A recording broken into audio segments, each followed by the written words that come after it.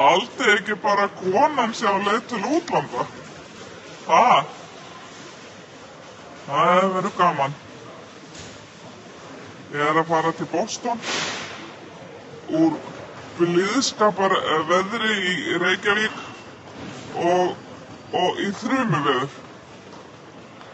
Það var sagt að flugvélin þyrfti að taka meira bensín þegar við verum örugglega í loftinu of lengi. Það er eins gott að við náum að lenda áður en Target lokar eða Target eins og ég og flugvinkonur mínar segjum. Já, best að vera ekki að eyða batteríinu. Ég ætla nú að ná að lesa eitthvað í flugvélinni.